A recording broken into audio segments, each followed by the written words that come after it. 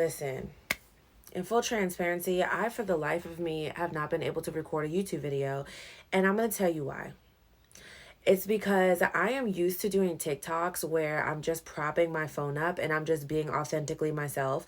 Most of the time, I'm in my car right before the gym. So I have gym clothes on. I'm not really worried about the backdrop or looking cute or looking polished or looking put together. I don't have like a script or 3 points in a close. Like I can't bring myself to do that. And every time I go to record, it feels so inauthentic because that's not really how I operate. That's not really how I roll. So I decided we're just going to have to pillow talk. I'm just going to have to be my real, raw, vulnerable self, and we're going to have to pillow talk it. So here you go. You got your first YouTube video. I hope you love it. So today's video is going to be about 5 steps that I took when I started out my self-love journey and 5 tips that I have for you to start a self-love journey of your own. Coming in at number 1, I gave myself the time, space, and opportunity to just sit down with myself on a regular basis. So for me personally, I chose really, really early in the morning because I'm a mama bear and I got mom duties all throughout the day. And so I needed to choose a time that I could dedicate myself every single day with no interruptions. At 4 o'clock in the morning, there's never something that comes up at 4 a.m. where I can't go to the gym or I can't wake up and handle my business or put myself first. There's no interruptions that pop up at 4 a.m. So that is just what worked for me. I know that works for a lot of other women that I speak to or a lot of other women that I'm friends with. However, I know that that does not work for everybody. So my tip for you, if you're just starting a self-love journey of your own, is to find a time that you can dedicate every single day where you normally don't have interruptions. Most of the time you're not interrupted. Most of the time you don't have something to do during that time frame every single day. If you do that, you're more than likely to stay consistent because you're dedicating that time where you're not normally interrupted, right? So that's my number one tip, is to dedicate that time every single day to spending time by yourself. That time is dedicated just for you, not for your children, not for your work, not for your relationship, but just for you. That's tip number 1. While these are in no particular order, I do think that my number 2 falls pretty high on the list of priorities when it comes to self-discovery and getting to know yourself and having a self-love journey of your own. And that would be to change your internal dialogue. When I first started getting to know myself, I would go out to the car really, really early in the morning. I would put instrumentals on and watch the sun come up, and I would just brain dump. Like I would just think out loud. I would talk out loud. I would, check in with myself internally, and I quickly realized that my internal dialogue was complete garbage. Every time I thought about myself, I would constantly pick myself apart. I'd be like, I don't like this about me. I don't like this about me. I need to work on this. I need to work on this. And I had such a negative dialogue and a negative narrative about myself that that's all I would ever do. When I would give myself compliments, they felt like lies because that was not comfortable for me. That was not normal for me. I was so comfortable being nasty and being rude to myself. And I really had to change that in order to find myself and become somebody that I actually enjoy being around. So that would be my number 2. All right, we're speeding through these pretty quick. So if you guys want a further explanation on any of them, y'all know I'm a talker, so I gladly will. Just let me know. Coming in at number 3 on my list of things that I did when I started my self-love journey is reevaluate the relationship that I have with my own self. Who are you to you? Who are you to yourself behind closed doors?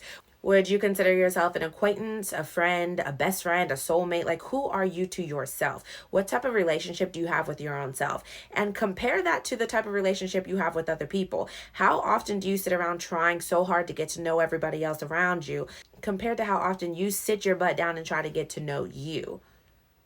How much effort do you put into other people compared to how much effort you put into yourself? Ooh, that's a good question, child.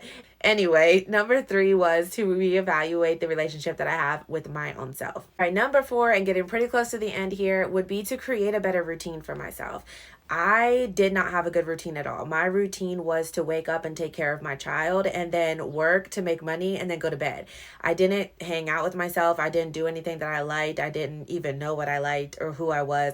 I wasn't intentional about prioritizing my own self at all. So I had to really change my routine. I had to add in healthy habits and take out a lot of the unhealthy habits that I had, because my entire life, my entire routine, my entire lifestyle consisted of all of my negative habits. That was my routine. All the negative habits that I had picked up along the way and made that part of my lifestyle, right? And so I had to really reevaluate that and change all of my negative habits and add in a lot more positive habits. So instead of waking up at noon, I started creating a better morning routine. I started creating a better night routine.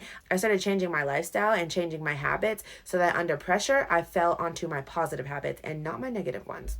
All right, last on my list, which is actually a never ending list because there's so many videos that I could make on all the things that I did when starting my self-love journey. But last on my list in my first video is romanticizing my life on a daily basis. And I know there's a lot of different perspectives when it comes to this topic, but for me, I would always say like, oh, I'm just by myself. Nobody else is here to see it, so it's okay. Like, I don't really need to go all out. I don't need to be fancy. I don't need to be cute. I don't need to feel good because nobody else is around.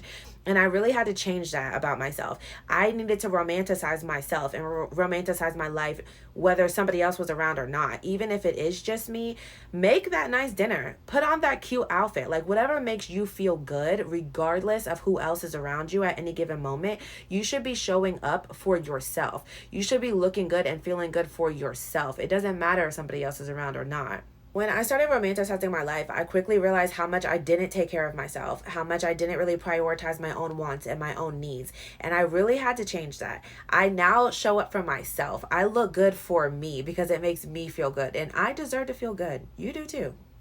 And that's a wrap on my first YouTube video. Look at God, won't he do it? I was supposed to do YouTube a while ago. If you're here from TikTok, you know I announced a while ago that I felt like God was leading me to do a YouTube channel.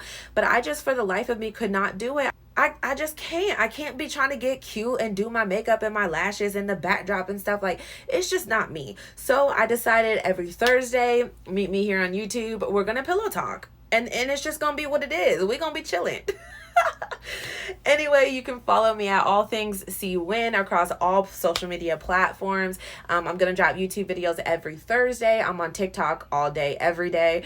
I'm also over on Instagram if you want to check me out there. You can find all of my work, all of my writing, all of my podcast, all of my everything at the link in all of my bios on all of my social media platforms.